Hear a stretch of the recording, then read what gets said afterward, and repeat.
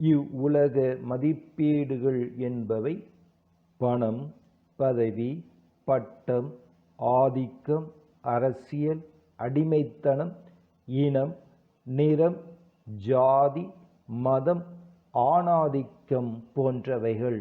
இவ்வுலக மதிப்பீடுகளின் விளைவுகளாக பார்க்கின்ற பொழுது கொலை, கொள்ளை, வன்முறை, ஆளும் வர்க்க அடாவடித்தனங்கள், ஏழை பணக்காரன் என்ற ஏற்றத்தாழ்வுகள், போர், சண்டைகள், இனப்படுகொலைகள், அடிமை சமூகம், பாசிசம், பாலியல் வன்முறைகள், குடும்ப வன்முறைகள், வரதட்சணை, இயற்கை சீரழிவுகள், போதை என்பனவாக நாம் சொல்லலாம். தீமையான அமைப்புகள் அனைத்தும் தீயவனுக்குரியன. தீமைகள் அனைத்தும் முறியடிக்கப்பட வேண்டும். நன்மை என்பது தீமைகளை விடவும் சக்தி வாய்ந்தது. தான் விரும்பும் புதிய சமூகம் தீமையினை வெற்றி கொள்ள வேண்டும். திருமுழுக்கு பெற்ற இயேசு 40 நாட்கள் தனது வாழ்வின் முதன்மைகள் என்ன என்பதனை உறுதி செய்ய இறைவனோடு உரையாடி முடிவுகளை எடுக்கின்றார்.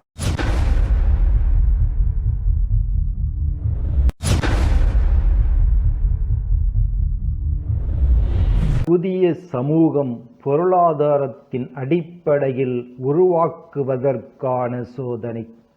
2021ஆம் ஆண்டு உலக உணவு பற்றாக்குறை ஆய்வின்படி 95,07,000 கோடி மக்கள் முறையான உணவு இல்லாமல் அவதிப்படுகின்றனர். 100 கோடி மக்கள் தீவிர வறுமையினால் வாழ முடியாமல் இருக்கின்றனர். பாதுகாப்பான குடிநீர், சுகாதாரம், கல்வி, தங்குமிடம் போன்றவற்றையும் இது பறிக்கிறது. உண்மையில் 100 கோடிக்கும் அதிகமான மக்கள் ஒரு நாளைக்கு 93 ரூபாய்க்கும் குறைவான வருமானத்தில் வாழ்கின்றனர். 20 கோடி இந்தியர்கள் ஊட்டச்சத்து குறைபாட்டுடன் உள்ளனர். சமீபத்தில் 117 நாடுகளில் உலகளாவிய பசி குறியீட்டில் இந்தியா 104வது இடத்தில் உள்ளது. இயேசுவின் காலத்தில் பசியால் வாடிய ஏராளம் பேர் இருந்தனர். எவ்வழியிலாவது அப்பம் கிடைத்தாலும் அதை ஏற்றுக்கொள்ள தயாராக இருந்தனர். இயேசு தனது வாழ்வில் உணவுக்கு முக்கியத்துவம் கொடுத்தவர். அவர் பிறந்த ஊர் அப்பத்தின் வீடு என அழைக்கப்பட்ட பெத்லகேம். அவர் பிறந்தவுடன் கிடத்தப்பட்டது தீவனத் தொட்டியில். பசியாயிருந்தவர்களுக்கு உணவு கொடுத்தார். பாவிகள் என அழைக்கப்பட்டவர்களோடு உணவருந்தினார். இறுதியாக சீடர்களோடு உணவருந்தியபின் தனது சிலுவை பயணத்தினை தொடங்குகின்றார். பழைய ஏற்பாட்டில் வரக்கூடிய புதிய சமூகம் குறித்த முன் அறிவிப்புகள் பொருளாதார வளமை, பசியிற்றோ நிறைவு பேசப்படுகின்றது. ஆனால் பொருளியல் மாற்றங்களினால் சமூக மாற்றம் வந்துவிடாது. பொருளியல் மாற்றங்கள் நிச்சயமாக தேவையான ஒன்று என்பது மறுப்பதற்கில்லை. ஆனால் இயேசு விரும்பும் சமூக மாற்றம் இதனால் அமைந்துவிடப் போவதில்லை. மனிதர் அப்பத்தினால் மட்டும் வாழ்வதில்லை, இன்னும் நிறைய இருக்கின்றது என்ற சிந்தனையை இயேசு புரிந்து கொள்கின்றார்.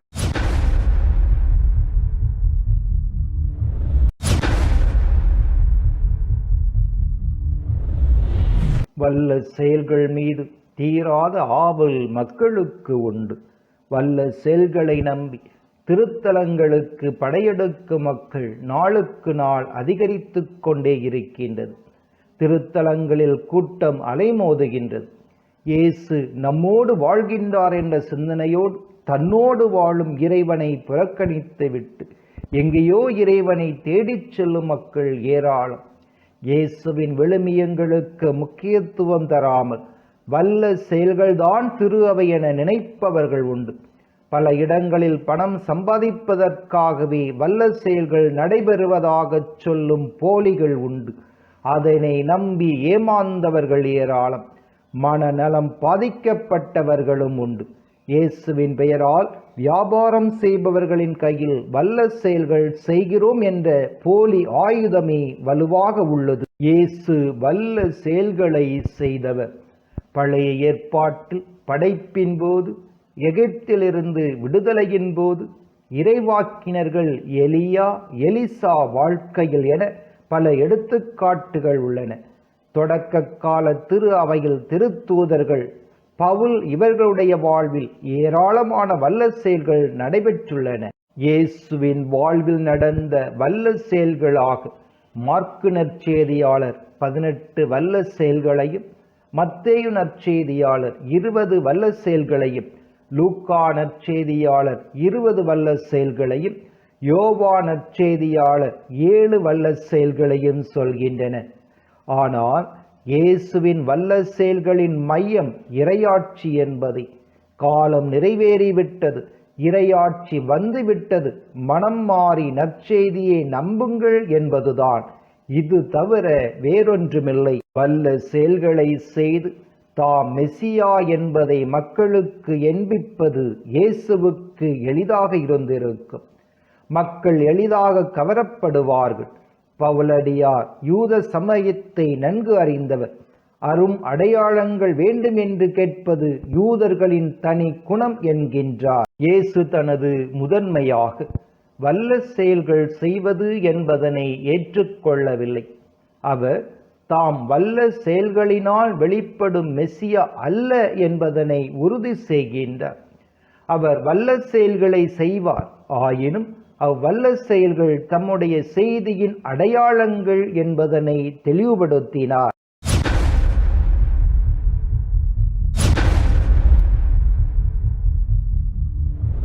அரசியல் அடிமைத்தனங்கள் இவ்வுலகில் ஏராளம்.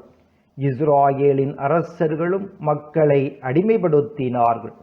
தங்களின் நலனுக்காக சாதாரண மக்களை அடிமைப்படுத்தும் நிலை உலகம் முழுவதும் உண்டு. ஆட்சி மாற்றம் விடுதலையை தரும் என்ற எதிர்பார்ப்பு இஸ்ராயலரிடம் இருந்தது. யூதர்கள் பலரும் மெசியாவை அரசியல் மெசியாவாகத்தான் எதிர்பார்த்தார்கள். வரவிருக்கும் புதிய காலத்தில் தாங்கள் எல்லா நாடுகளையும் ஆளப்போவதாகவும் யூதர்கள் நம்பியிருந்தார்கள். விடுதலைக்காக மக்கள் கொண்டிருந்த ஆழ்ந்த ஏக்கத்தை இயேசு உணர்ந்திருந்தார். ஆனால் அரசியல் மாற்றங்களால் சமூக மாற்றம் உறுதியானது அல்ல என்பதனையும் உணர்ந்தார். யூதர்கள் பல முறை ஆட்சி செய்துள்ளனர், அவற்றால் எந்த பயனும் இல்லை. இயேசு தான் அரசியல் மெசியா அல்ல என்பதனையும் உறுதி செய்தார். விடுதலைக்காக மக்கள் கொண்டிருந்த ஆழ்ந்த ஏக்கத்தை இயேசு உணர்ந்திருந்தார். ஆனால் அரசியல் மாற்றங்களால் சமூக மாற்றம் உறுதியானது அல்ல என்பதனையும் உணர்ந்தார். யூதர்கள் பல முறை ஆட்சி செய்துள்ளனர், அவற்றால் எந்த பயனும் இல்லை.